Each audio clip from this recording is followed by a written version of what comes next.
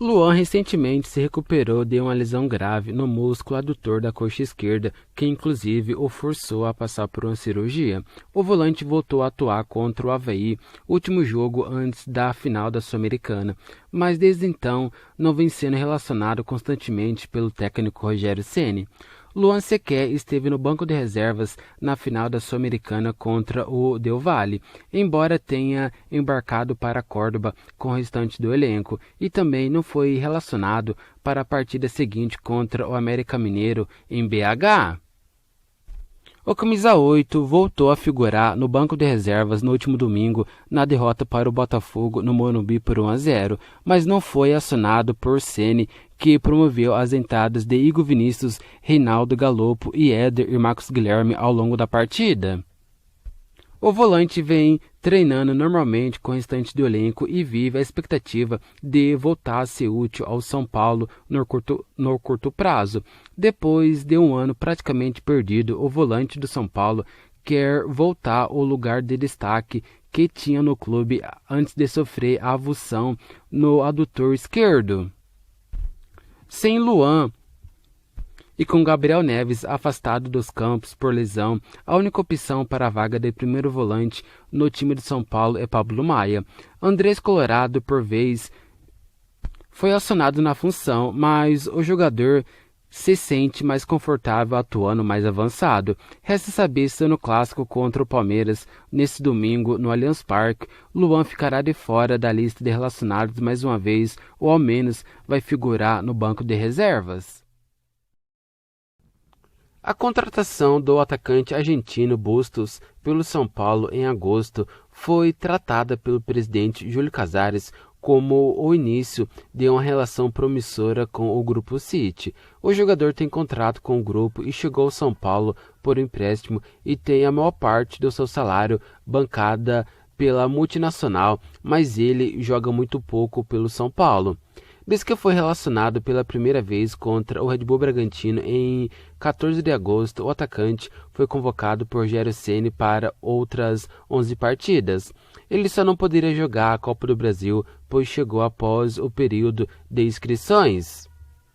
Desses 12 jogos, atuou em apenas 4, nenhum deles do começo ao fim.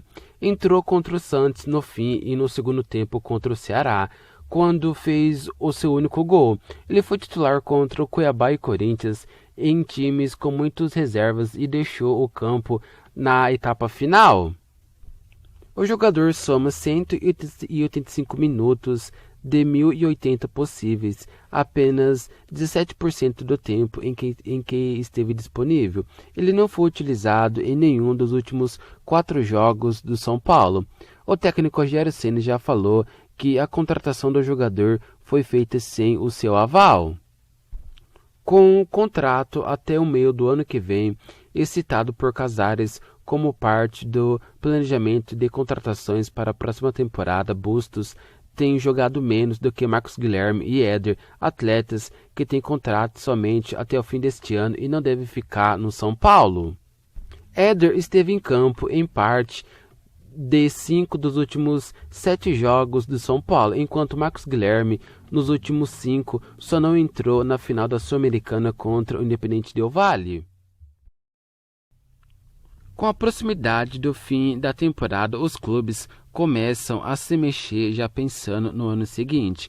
Para 2023, o São Paulo ainda vive uma indefinição sobre a permanência de Rogério Ceni e sobre quais serão os reforços para o elenco que em 2022 ficou perto de um título em 2 competições, o Paulistão e a Copa Sul-Americana. Uma possibilidade é que o meia Paulo Henrique Ganso, que também não sabe se vai continuar no seu atual clube, o Fluminense. A chance de ter a volta do jogador que defendeu o São Paulo de 2012 a 2016 animou a torcida são paulina. Muitos exaltaram o jogador que começou a carreira no Santos em situação indefinida com o Fluminense. Ganso tem contrato com o clube carioca apenas até o ano que vem e ainda não foi procurado para renovar o seu contrato, o que poderia sinalizar a sua saída.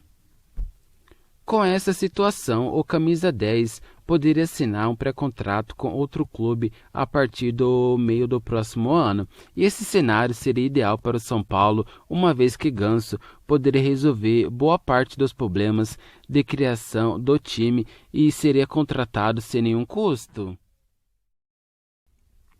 O atacante Luciano pode terminar a temporada de 2022 como a mais goleadora de sua carreira. Neste ano, o jogador já fez 18 e é o vice-artilheiro do elenco do São Paulo.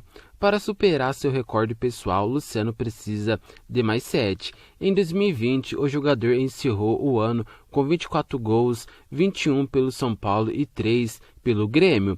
Portanto, se fizer mais 3 gols, ele já chegaria à sua melhor marca pelo São Paulo. Nesse domingo, ele tem a chance de aumentar os números no duelo contra o Palmeiras no Allianz Parque pelo Brasileirão. Em 2022, o São Paulo ainda tem mais 8 jogos para cumprir no Brasileirão.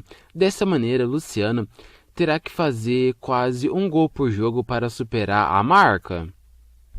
A média não seria uma novidade para o atacante neste ano. Em julho, Luciano teve o seu melhor mês, quando fez 7 gols em 8 jogos. O Palmeiras, rival, nesse domingo, foi uma das vítimas.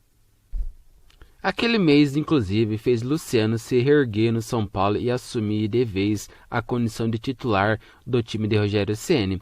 Até aquele momento, o jogador vivia uma estabilidade na temporada, ficando para trás na briga por posição no ataque.